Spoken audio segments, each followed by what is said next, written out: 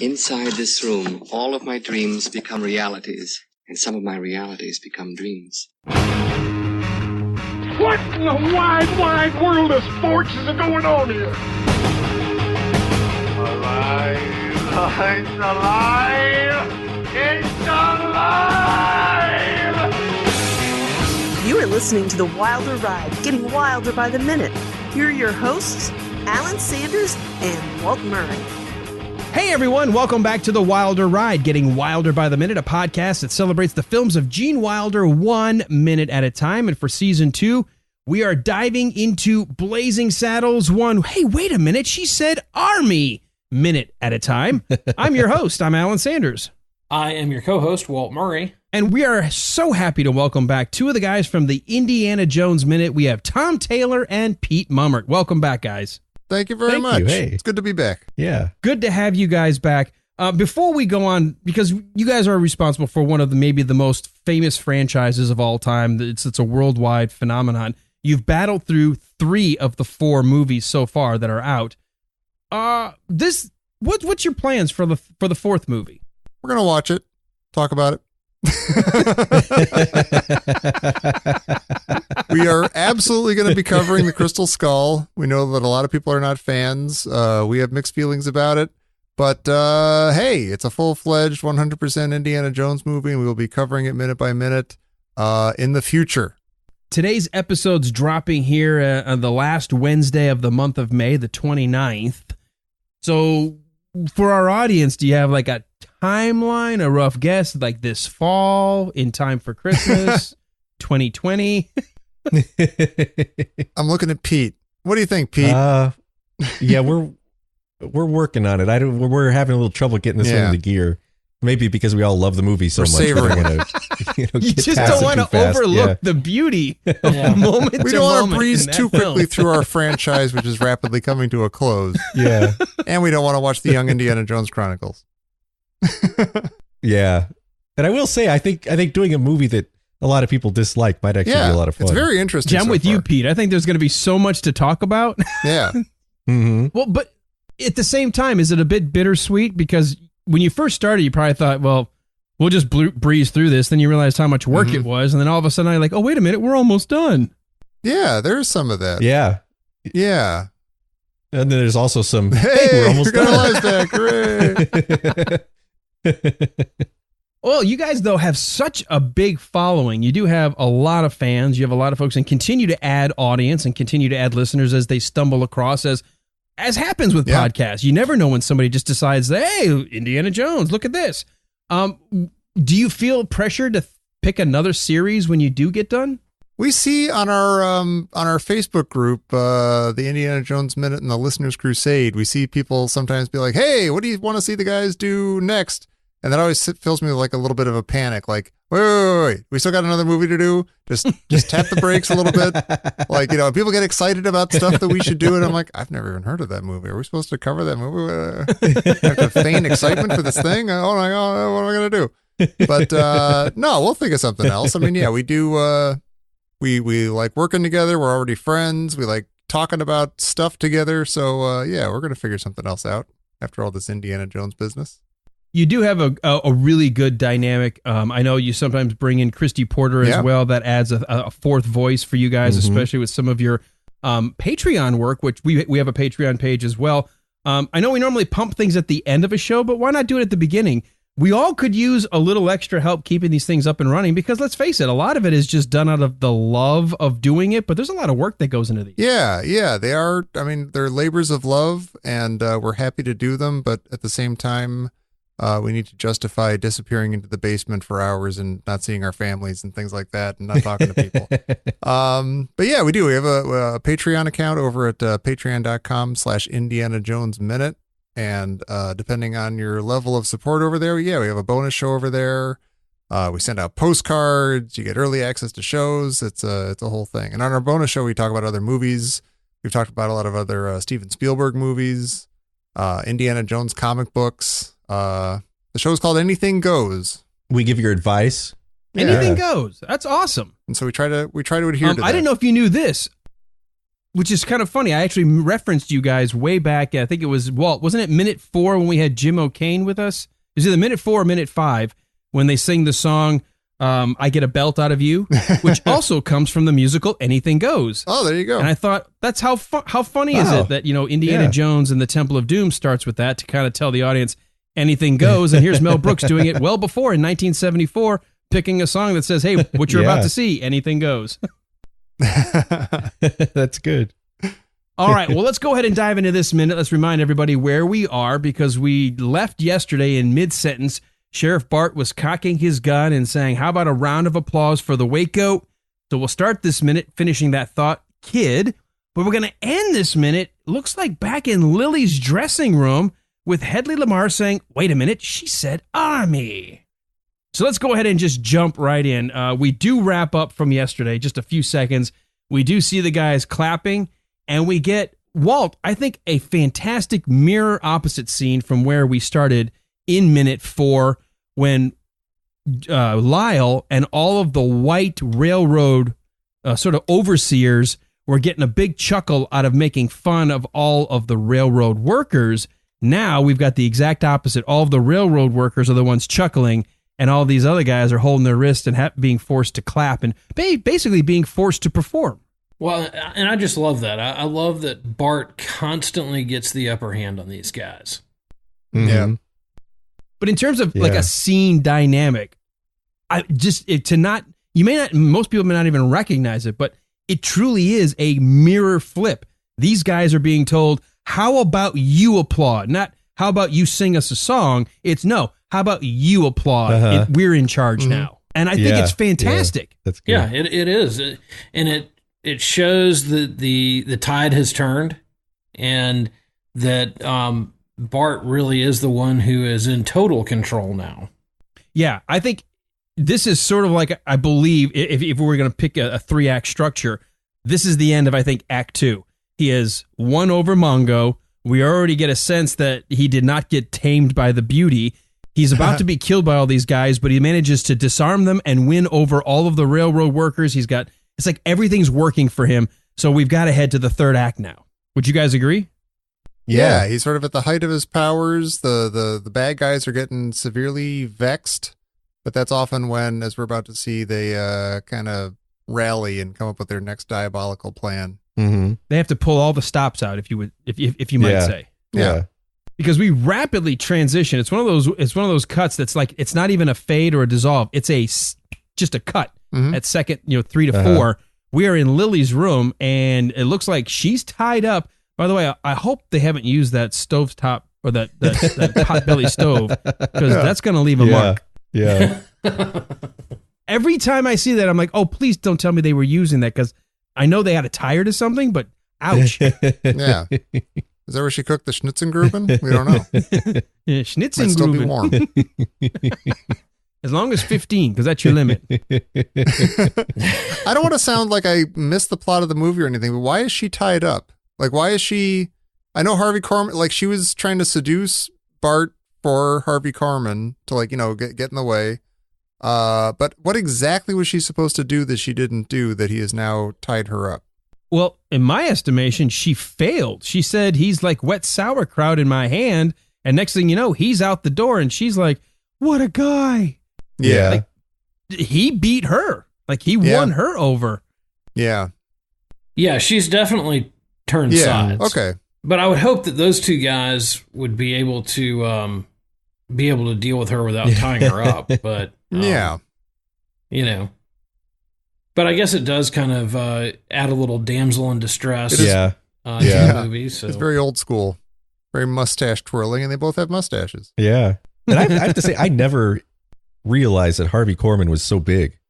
Like, I always, for some reason, think of him as a small guy, and he just towers over her. Yeah, I'm not sure why I've always thought that.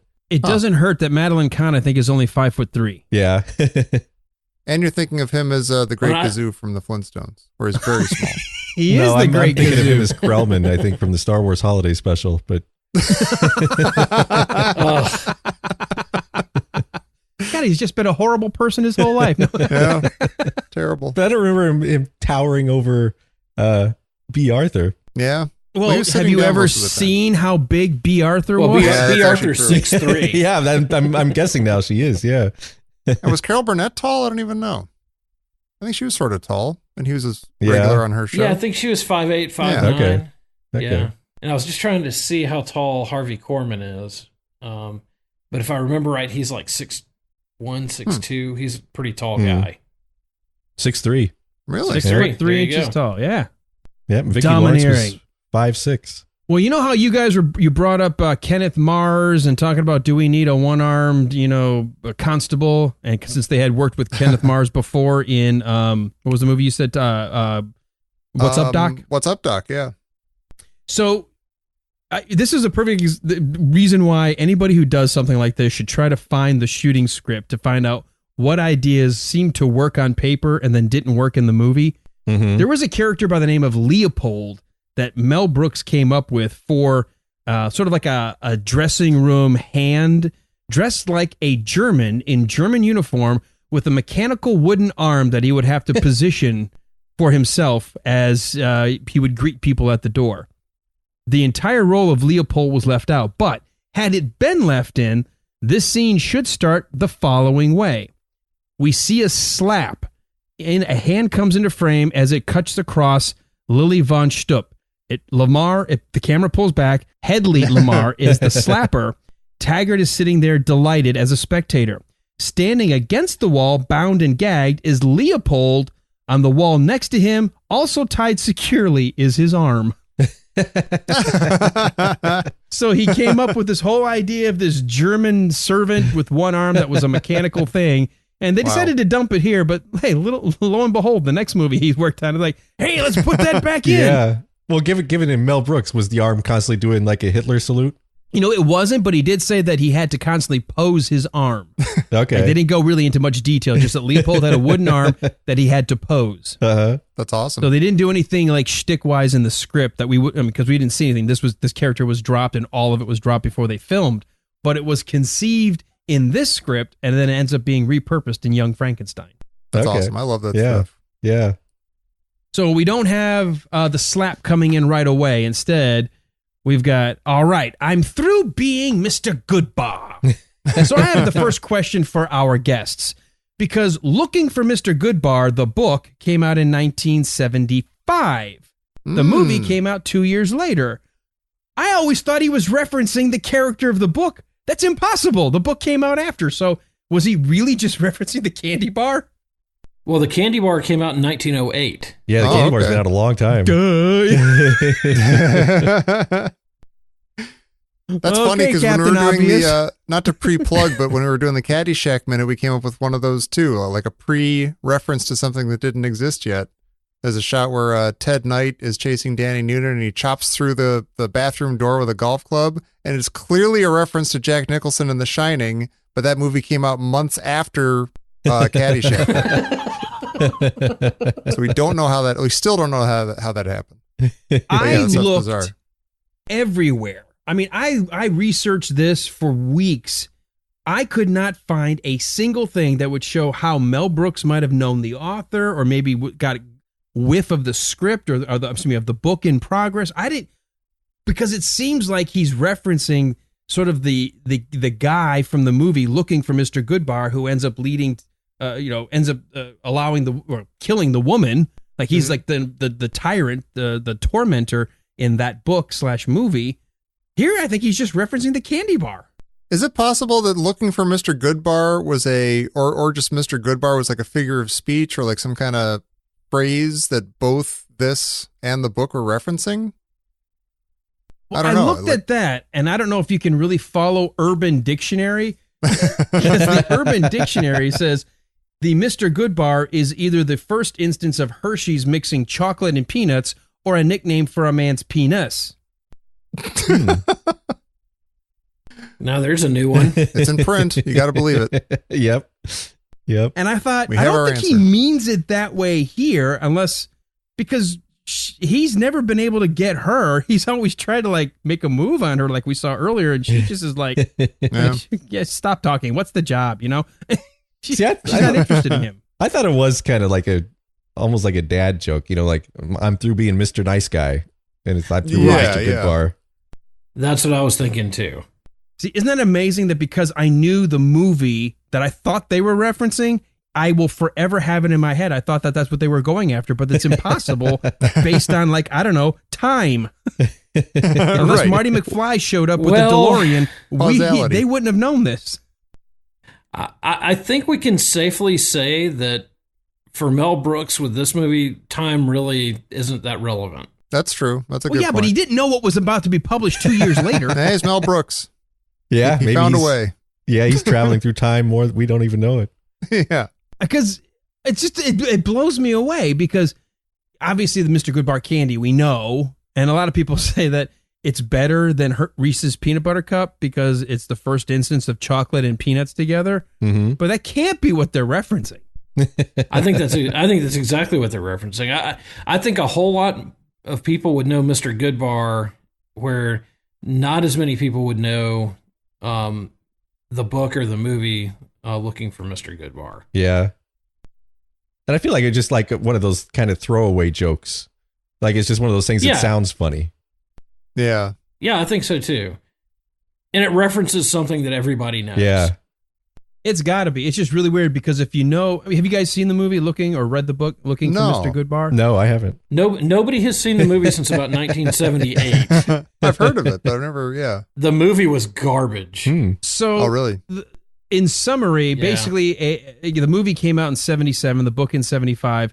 American crime drama film based on Judith Rosner's best-selling novel, inspired by the 1973 murder of the New York City schoolteacher Roseanne Quinn, who led something of a double life. Basically, would go to these seedy places and pick up people looking for some meaning to her life and end up finding the wrong guy who basically kind of tormented her and eventually it killed her. Was that Mr. Goodbar or was Mr. Goodbar somewhere else? Was it just the title? And this is like, I just only read the summaries. I thought the Mr. Goodbar was sort of like more of the author's way of saying when you're looking for something bigger and better than what you've got. Okay. So all I know is I always thought it was referencing that movie. And then when I started researching, I was like, oh, it doesn't work. Well, and did you see that the author hated the movie? Huh. And she said that the movie was terrible, but that Diane Keaton played the lead role perfectly. And but otherwise she hated the movie. And then somebody named Tuesday Weld was in it. I'm not really familiar with her, but she got nominated for an Oscar out of that movie. So, but I remember my parents going to see that, and they were like, this is terrible. This is one of the dumbest movies we've ever seen. And then I watched it sometime, I think it was when I was in college, I watched it, and it was awful. I mean, it was really hard to get through. So, but you know, an interesting little thing about Mr. Goodbar, there's not much to say about Mr. Goodbar other than it's awesome. But when it came out, they thought that it was going to be a disaster, and Hershey wouldn't put their name on it, so they released it under the fictitious name of Chocolate Sales Corporation. Oh my God. Instead of Hershey's. So all of the wrapping and ads and everything had Chocolate Sales Corporation as the manufacturer. And then when it took off, they changed it to Hershey's. Wow. That's amazing. Well, my note about the Mr. Goodbar is that the way the name came about was a mistake. Was that Mr. Hershey was getting old at this point, and someone in the office said, "That's a good bar," when they tried it, and he misheard it and thought the guy said, "That's Mr. Goodbar." and so someone thought that name was so funny they called it that. That's how Dr. Pepper was named That is great. Oh my God. That's what Dr. Pepper was named. No, Pepper. Doc, you want some pepper? Dr. Pepper? Yeah, absolutely. That's brilliant. Yeah. The last note I had, and this one also comes from Urban Dictionary, was Mr. Goodbar also referencing the novel as a woman perpetually looking for the, quote, next big thing that she cannot name or describe and obviously has not found yet, like a character out of a Fitzgerald or Richard Yates novel. Probably never will. So basically, always looking for something bigger and better than what you've got. It's kind of like So anyway. a Great Gatsby. So- He could have been. I'm through being Jay Gatsby. Yeah. It does sound funnier saying Mr. Goodbar. I It will does. say that. Something about it. It's just like it's very funny. Just the sound of I'm through being Yeah. Mr. Goodbar. So he obviously is not really pleased with her. He's tired of being Mr. Goodbar. So I guess what we're supposed to assume is Mr. Sweet and chocolatey and peanutty and good to have. He's going to get mean now, I guess. Yeah. I don't know. Yeah. Well, he's going to go with the new formula for Mr. Goodbar, which was not made with cocoa, but it has some kind of weird chemical concoction, so they can't call it milk chocolate anymore. No. So he's going the new Mr. Goodbar instead of the old Mr. Goodbar. He's like the corn syrup, Mr. Goodbar. Yeah. That's right. No more Mr. High Fructose. It tastes okay, it's addictive, and it will kill you eventually. Oh, great. I haven't mentioned a whole lot other than Leopold from the script because honestly, from yesterday into today, almost all the lines are exactly as they were in the script. One of the few couple of scenes back to back that wasn't either improv or things left out. He says, The time has come to act and act quickly. All of my plans have backfired. Instead of the people leaving, they're staying in droves. can people stay in droves? It's almost like a Yogi Berra-ism. That's awesome. I mean, don't you leave in droves? Yeah, yeah. Yeah. Like, I get it. A drove is a whole group of people migrating at once. If they're not moving anywhere, aren't they just kind of already there? Yep. Yep. In droves. They didn't drive anywhere. They're just sitting there. Which, by the way, I never really thought about until I started breaking down the lines of this scene. Yeah. It's kind of like no one ever goes there anymore. It's too crowded. Right. When you come to the fork in the road, take it. Well, when Harvey Korman gets rolling, he really can deliver these lines, Yeah. too. Yeah. Oh, yeah. Yeah. He's awesome in this. Well, since this is actually our first time with you guys talking about Harvey Korman, what's your background with him as an actor? I mostly knew him from the Carol Burnett show. Like he was like, I grew up watching that show and he was, a regular on there with, Tim Conway and Vicki Lawrence and everybody, as we mentioned. And yeah, I think by the time I saw this, I just knew him completely from that. And he's not drastically different than, he would play guys like this on that show. It was a variety show, so he's playing a lot of different characters. But he probably wasn't quite as like over the top nasty as he is in this. Mhm. So this is like very, scenery chewing fun to watch. If you kind of watch while he's doing this first monologue that I just sort of read, right around second 18, it looks like Madeline Kahn is about to jump on top of his line and realizes, oh, he's not done yet. Because she goes to open her mouth to say something, but he's on the word saying backfire. Yeah. And he's like, instead of leaving, Yeah. they're staying in droves. And then she comes out with her line. Well, is that Yeah. staying in droves line in the script? Yes. It's exactly like everything. The only thing that we're going to see is when we come to his list that we'll get to, his list of all the people he wants to recruit, which we won't get to until tomorrow. It's like he read it in a weird order, but it's almost like he was reading it off screen. We'll have to talk about that tomorrow. We got to stay focused on this minute for today. When Madeline Kahn does say her lines, Why don't you admit it?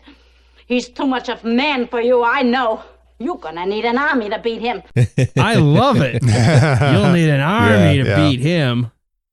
And then, oh my gosh, how many ways can she say you're finished? You're finished. Fertig. Verfallen. Verlammt. Verblunget. Verkackt. At least 5. But I like she uses, in true Mel Brooks fashion, she uses about half German and about half Yiddish. Yeah. Which is great. That is awesome. And there's almost a bit of Han Solo, Princess Leia in this, where she's like just slaying him with like this, litany of verfallen, verklumpt, for all these things. Uh-huh. And then he doesn't react until she says verklacked or verkacked. Yeah. That's it. That's like the only thing he responds to. Like, who's scruffy looking? Who's verkacked? Although in fairness, in German, verkackt is actually a pretty strong curse word. Oh, really? Yeah, it's kind of an obscene thing to say. So Say it in English. it's like something's gone to excrement, maybe you would say. Oh, okay. It's verkackt. Yeah. It's for caca. With that look on his face, he's just stunned. But I think that's one of those words, like that's, I think, more Yiddish than German, and for blunget is definitely Yiddish. So I love that Mel Brooks does that. Like, it's just, everything gets kind of jumbled up here in a really funny way. Yeah. Does anybody know what song she's singing here and why a German is singing a kind of like an English sort of bar song? I don't know. I don't even know if that's a real song. But I like it. Yeah, I don't either. It's kind of like her version of Lily Marlin or something. I couldn't find it, but I was wondering because why is she talking about something of England? I mean, it seems like it's like a rallying cry against the Germans, and here she is. She's the the Bavarian bombshell herself, the Teutonic titwillow, Lily von Shtupp. Why is she singing sort of like what would sound like an English rally song? Well, it sounds like her German is not good. No, it's not. Like her accent. So it's hard to tell exactly what but it sounds like the song is saying, "We're going to England." Oh, is that what it sounds like? Oh, yeah. Maybe that makes more sense than, because I can't tell. And it's not written in the script. Whatever she sings is not written for us to be able to understand. So I had no idea what she was saying here. Wir fahren auf England. Yeah, it sounds like she says, "Wir fahren auf England," which is like, we're going to England. Oh, well, that makes more sense then. Okay, good. I can cut out everything I said that made me look stupid, and I can just sound smart. You got a lot of cutting to do, man. Yeah. By the way, just cut my entire segment out. There you go. Yeah, basically, I'm going to anytime I'm talking, I don't have to worry about it. I can see my little bars. I'm just going to like cut them out and just go to the next guy. Yeah. I'm just going to do the intro and the outro, and then you guys got it. That's being a good host. The slap, like the absolute cut across her face. It's definitely a theatrical slap. It's nowhere close to her, but he does such a good job. And then the sound effect. When I was a kid, I was like, "Oh my God, he clocked her." Mm-hmm. Yeah. And, the reason I kind of bring this up is I've just got done I've been paying attention right now as we're finishing this up. We're listening to like the Rocky 2 minutes, and they're talking about how all of the camera angles really screw up some of the shots. You can tell that it's a ducked punch and there's like not even any contact. This angle, looks like she gets slapped. Yeah, it does. Yeah. It does. And then Taggart just kind of looks at her like, "Oh, wow, you're just kind of leaning over there. All right, whatever. You probably shouldn't talk back." Although I like that even he flinches after she gets slapped. Well, I think maybe because that slap came across, I don't know if he thought he was going to get hit. I wasn't expecting a number 6 right in the living room. Well, he kind of nods like, "Yeah, you got what you deserved." Yeah, he does nod at her. Yeah. A womping and a whooping. Every living thing. This outfit that Harvey Korman is wearing is gorgeous. I would wear this outfit today. It is. I heard that about with you. This vest. Well, he is the attorney general for the territory. Yeah. He's a respectable politician, right? He knows how to follow the law. He's just like today. Yeah, right. Well, I'd wear Taggart's outfit. Well, Taggart wears the same thing through the whole movie. Yep. Yeah. He's pretty easy wardrobe. Doesn't look like it gets washed during the movie either. No. He calls her a Teutonic twat. You guys know what a twat is? Yes. Yes. I know both definitions, and I'll read one of them. Okay. Which one are you going to be able to read? Well, yeah. A stupid or obnoxious person. Okay. Do you think that's how he means it here? I would say he's probably using both. Yeah. Could be. In fact, I didn't even know that definition. Oh, you didn't know what Walt just said? Yeah, well, I mean, I guess I could have assumed it, but I'd always sort of just figured it was always the other. So you know what you do know what twat means? Yeah. Or who I'm going to get to say it first? No, please. Vagina. Yeah. Okay. Well, that's a kinder word. Yeah. Okay. Yeah. Just being, scientific. Yeah. But I've got to say just call that is one of those words I have not heard in 20 years. Then obviously you're not a fan of Game of Thrones. No, I haven't watched. Because I swear they drop the C word at least once an episode when they're talking about people. But yeah, no, the twat, a less offensive version of the C word. Yeah. Yeah. I think it's always seemed more British to me too. Well, actually, it is kind of highfalutin C word. Yeah. Yeah. You kind of nose in the air. Yeah. C word. Yeah. That does work. I think you are right. We'll have to ask our British friends when we get a chance. Well, I was going to say on the Google definition, it says the word is widely used as a derogatory epithet, especially in British English. Oh, there you go. Look at that. We didn't have to go ask our friends. We just asked Google. Google's our friend.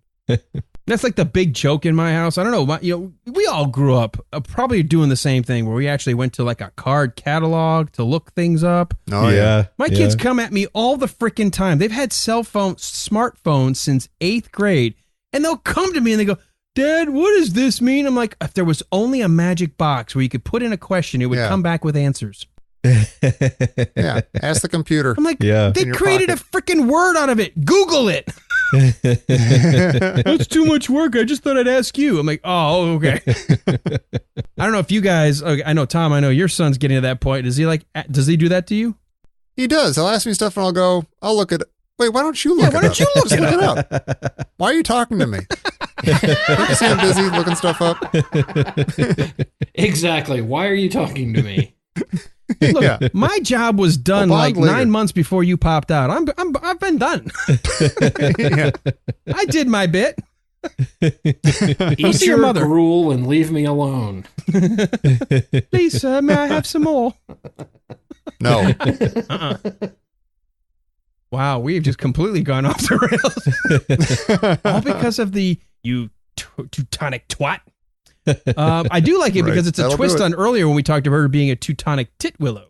So apparently she's got a lot of pet names. The Bavarian bombshell herself. She's definitely Teutonic. Yeah. Oh yeah. Although according to our friend Malta from Germany, the Teutons, yes, although a lot of people say are the ancestors of Germans, they're not really Germans, but it is what it is. Yeah, and we had some Teutonic fun in Last Crusade because they were also the Teutonic Knights went on the Crusades on a couple of the Crusades. But I mean, that wasn't German like we know today. I mean, that's sort of like a way precursor. Yeah, and that was before there was right. A long time before there was a Germany. So before we can't believe we're already kind of towards the end of this. This is crazy. Yeah. No, we can't be toward the end already, are we? There's got to be something we're missing. We're getting close. You haven't talked about Harvey Korman walking to the other side of the room, and then Taggart comes walking behind him and walks past him, and then he's like, "Oh no!" and takes a step back and gets back behind Harvey Korman. I am glad you brought that up because that is not in the script in terms of a stage direction. I love it. I love where Slim Pickens goes. He's got his heads down. He's mulling just like he's trying to act like he's as smart as Hedley. Realizes, oh crap, I went beyond. I'm going to just kind of step back here. Which is great. And he's so intense when he walks by him, then he's like, whoa, okay, let me step back here. The man knows his place. This is a perfect chance for me to ask you guys this because we noticed there are like two Taggarts in this movie. There's Taggart when Hedley's in the room versus when Hedley's not in the room. Yeah. He's sort of king of the castle when he's out with the men on horseback and, bossing around the railroad workers and stuff. But yeah, once he's in an office with Taggart or with Hedley, he's sort of kowtowed, waiting to be hit kind of guy. I think that makes him a lot funnier as a character too. Like I think that adds a lot of depth in it. Like he's just funnier every time you see him now. Every single time we have just a pairing of these two, he's trying to act maybe a little bit more like Hedley. Like the first time, he was just trying to impress him by saying, yeah, Rock Ridge. And he's like, be still, Taggart. The next time, he's scrubbing his back in the tub, and he's like, gee, Mr. Lamar, you use your tongue prettier than a $20 whore. Like he's admiring him, and now he's trying to walk and pace the same way that he is doing. Yeah. So he's trying to slowly turn into Hedley. Like Mr. Lamar. Yeah. Gee, Mr. Lamar, I want to be like you. It does put him in a perfect spot as we are wrapping up this minute because he is going to be right to his right shoulder, just behind him. just as Harvey Korman gets this notion, oh! Wait a minute. She said army. And this goes back to what we were talking about at the very beginning, Tom, that when you hit Act 3 and the bad guy has gotten, a couple of defeats, he's got to pull out all the stops. Yep. Yeah. You see that gleam in his eye. He's about to do it. Yeah, and I think it's a great way to end this minute because it does set the stage for, what's coming next? Because he goes, wait a minute, she said army. Do you think he's going to call in the Germans, or what do you think he's got in mind? This would have had a different meaning if we had the guy with the mechanical arm tied up separately. Yeah. Yeah, that would be kind of a frightening twist. Yeah. A riot? Wrong movie. But can I just say that these little hand flourishes that he does throughout this movie really sell it too. They're wonderful. Like he does this little flourish right here when he says the army. You know what? I made this comment earlier. We all know what it is to see an overactor. I think maybe for our audience, Jim Carrey kind of got that label. Like, oh my God, he's funny, but he is an overactor. Like he always goes over the top. Harvey Korman, to me, is sort of the overactor, but he does it in a way that seems totally believable. Yeah, it perfectly fits the character. Yeah. And I mean, it's never too much or like annoying. Yeah, the Jim Carrey thing is a good example of like, okay, you're funny, just tone it down a little bit. But this is like, it's all the character, and it's all what's needed for the scene and the character, and he's awesome. Yeah. I love Harvey Korman. I don't know if you guys knew this. We actually, and we're going to do the last scene with Harvey Korman when he gets the standoff with Cleavon Little. Mm-hmm. We actually have Harvey Korman's son is going to join us for those last few minutes to talk about fantastic. His dad. That's great. Yeah, I cannot wait because he is really excited. He was like, I can't believe you're doing this about the movie and talking about my dad and talking about the everything. Is there anything I can do? I was like, do you want to do a couple of minutes? Oh, I'd love to. I'm like, okay. Oh, fantastic. That's awesome. That's great. Yeah. So that's going to be really, really fun to have him chat about his dad. And he and I actually are in agreement. Although I love him in this movie. Are you guys familiar with High Anxiety at all? Yeah. A little bit.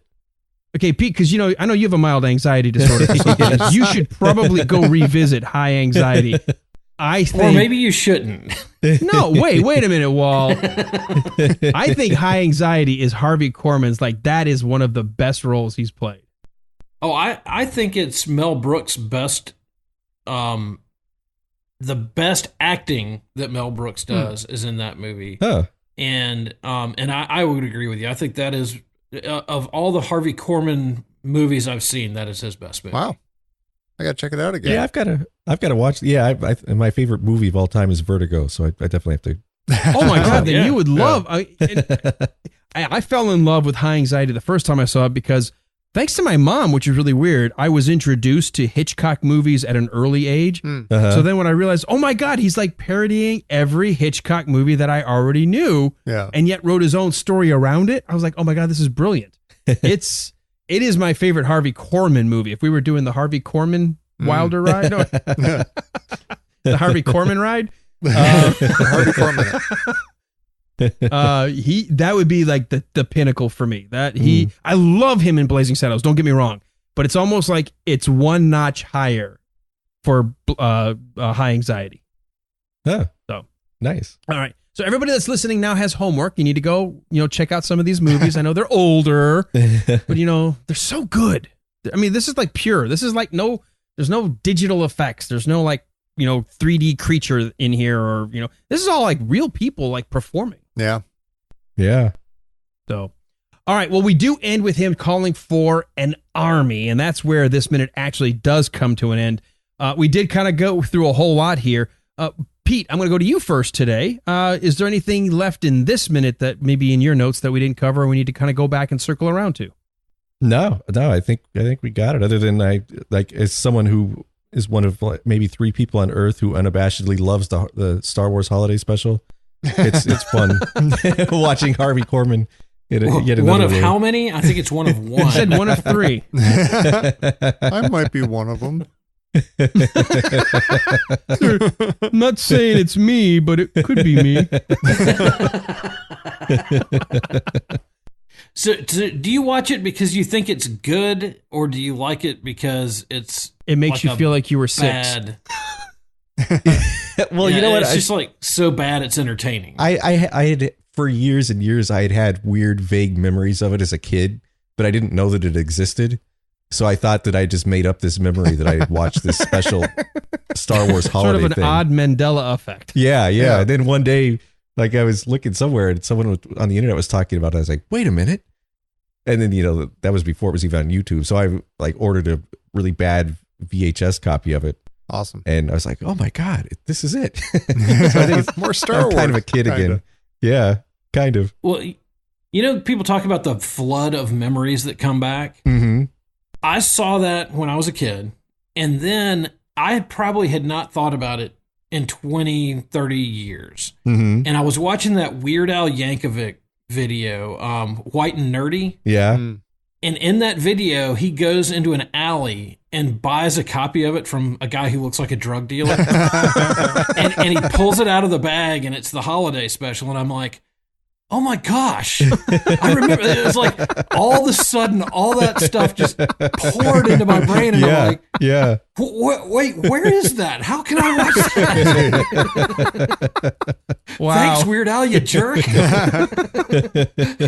What an odd sense memory to bring it all back. Yeah. Oh, it was crazy. It's not the smell of brownies at grandma's house or, Christmas cinnamon or, no, it's a Weird Al video. And I think it was like the first time my wife went, someday I will have him committed. And folks, that's why I picked him to be the other host of the Wilder Ride. There you go. It is such qualifications as this that allows you to be a podcaster. Yeah, it's exactly these kind of stories that people want. That's why people listen. The question I was wanted to ask, is it a true story that Lucas tried to buy all the copies of the Christmas special to hopefully have them all destroyed? I've heard that, but I'm not sure. I do know he won't talk about it. Like, I think he's refused to talk about it, and he sort of pretends like it doesn't exist. And yet he's okay with the Phantom Menace, huh? Well, it's because he turned over all the creative license to somebody else for the holiday special. So to him, it isn't real. It doesn't exist. It's just it's not canon. It's meaningless. It's not canon. Wow. But it's funny because it really was just kind of the Carol Burnett show mixed with Star Wars.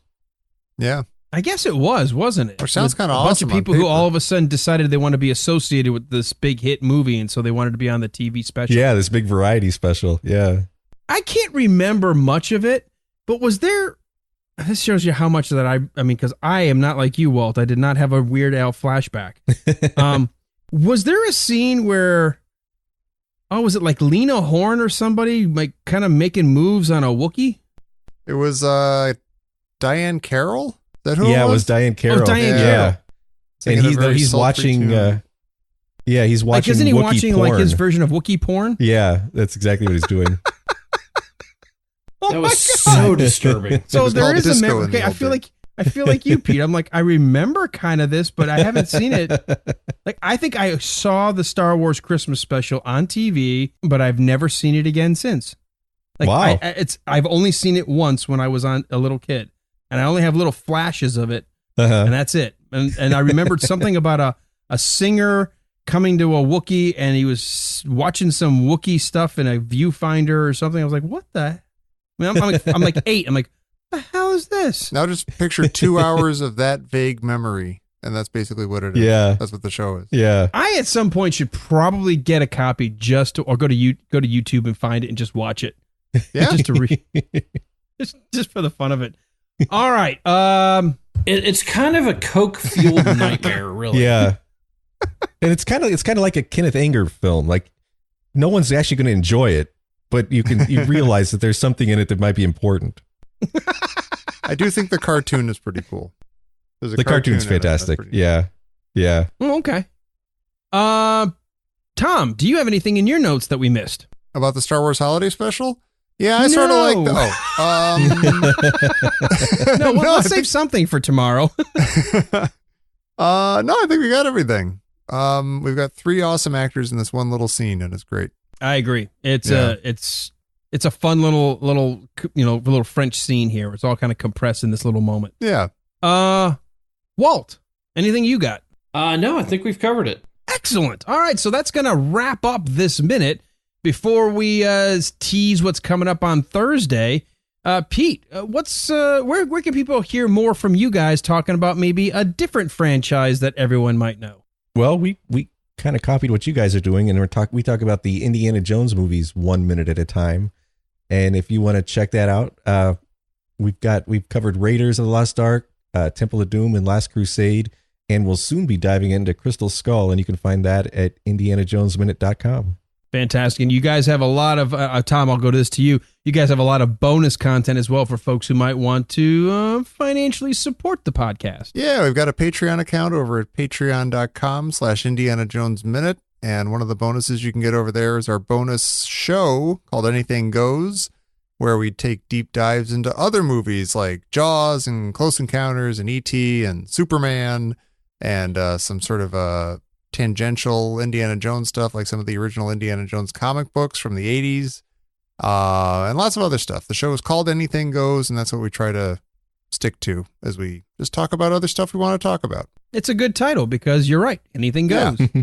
Hey, Walt, if somebody wanted to, because if you're going to support something worthwhile, that would be the Indiana Jones Minute. But if somebody's really like rolling in dough and they don't know what to do with all their money, where could they go to maybe support a couple of dumbasses?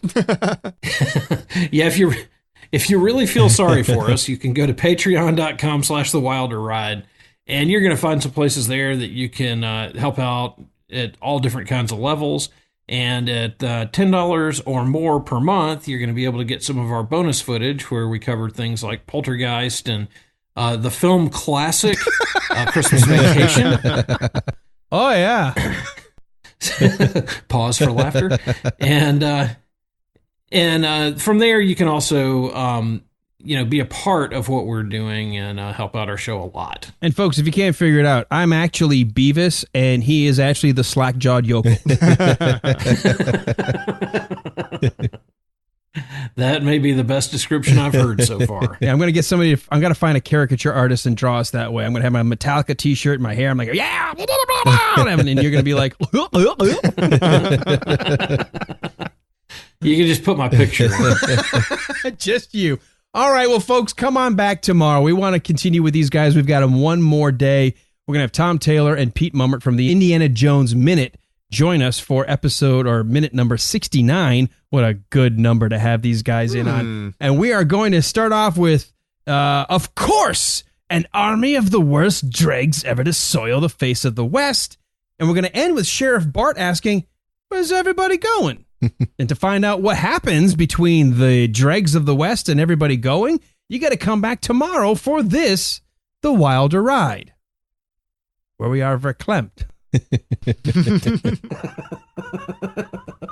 And well, no more Mr. Goodbar for me. I haven't had a Mr. Goodbar since I used to go trick-or-treating, and I got the little mini versions. Oh, yeah. I'm good. I'm going to get a Mr. Goodbar while we're breaking in between shows. Hey, I just thought about trick-or-treating. Did anybody ever figure out that the people who were really mean to Charlie Brown were actually the adults? Yeah. Yeah. We did a bonus show about that, actually. Yeah. On Halloween, yeah. Depressing. Because I was like, oh my God, it was the adults that gave him rocks.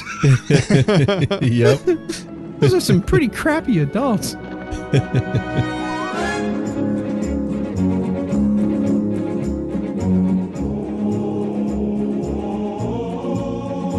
Hey everyone, welcome back to the Wilder Ride. Happy Wednesday. It's hump day. And we are... Let's try that again. That was amazing. Sometimes my brain goes faster than the mouth can keep up. This is the kind of professionalism that we bring to the Movies by Minute. By doing so, we no longer panic our guests to think that we're worthwhile. There you go. Putting us at ease. See, I have the opposite problem. I think my brain's usually going slower than my mouth goes. So. Yeah, please just say something. I can relate to that. Let's try that again. This would help if I had written it down, but I say it so much, I usually don't do this. Right, Walt? Yes, that is absolutely true. All right, and... And then didn't Steve Martin sing a song about King Teutonic?